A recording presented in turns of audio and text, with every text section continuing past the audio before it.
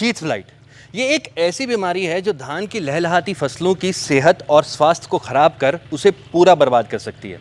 Sheath flight अपने आप में एक फंगल इन्फेक्शन है और एक सॉइल बॉर्न डिजीज़ है जो राइजोक्टोनिया सोलानी नामक एक फंगस की वजह से होती है। यह अमूमन मानसून के मौसम में ज़्यादा देखने को मिलती है क्योंकि उस समय आपके वातावरण में ज़्यादा नमी होती है और सूरज की पर्याप्त रोशनी इस धान की फसल को नहीं मिल पाती। इसका सबसे पहला लक्षण पानी की सतह के पास की शीत पर नजर आता है।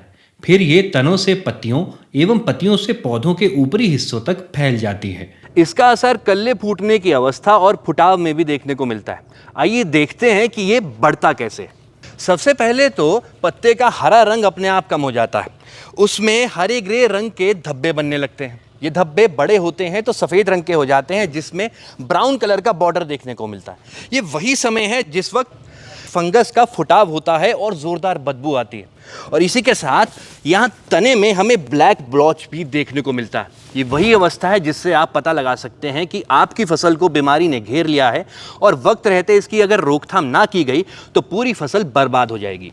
ये सभी लक्षण धान की ट्रांसप्लांटेशन के 30 से 35 दिनों के बाद देखने को मिल सकते हैं। आइए अब जानते हैं कि इस बीमारी के कारण क्या हैं। सबसे पहले तो धान की फसल को एक दूसरे के बिल्कुल पास पास लगाना।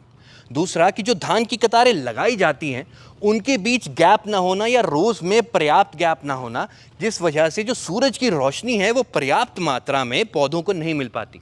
तीसरा, ज़रूरत से ज़्यादा नाइट्रोजन का इस्तेमाल करना और चौथा सबसे बड़ा कारण है ज़्यादा तापमान और मॉइस्चर का वातावरण में होना। इससे रोकथाम के लिए इंडो स्विस लेकर आया है ललकार। इसमें मौजूद टेबुकोनाजोल फंगस की सेल वॉल को बनने ही नहीं देता, जिससे फंगस की रिप्रोडक्शन नहीं होती और इसकी ग्रोथ रुक जाती है।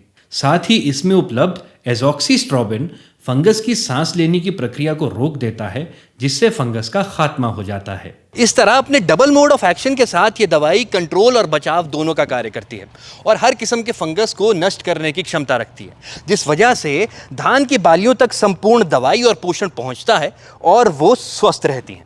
मुसीबत अकेले नहीं आती। ठीक वैसे ही शीथ ब्लाइट अपने साथ ब्लास्ट नाम की बीमारी भी लेकर आती है जो धान की फसल को 80% तक बर्बाद करने की क्षमता रखती है। ऐसे समय में ललकार के साथ स्विस ज़ोल को मिलाकर फसलों में छिड़काव करें।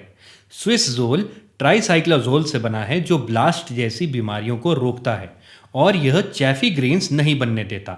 स्विस ज़ोल फसल की गुणवत्ता और उपज को भी बढ़ाता है। फर्स्ट एप्लीकेशन ट्रांसप्लांटिंग के 30 से 35 दिन के बाद, सेकेंड एप्लीकेशन ट्रांसप्लांटिंग के 45 से 50 दिन के बाद, थर्ड एप्लीकेशन ट्रांसप्लांटिंग के 60 से 65 दिन के बाद।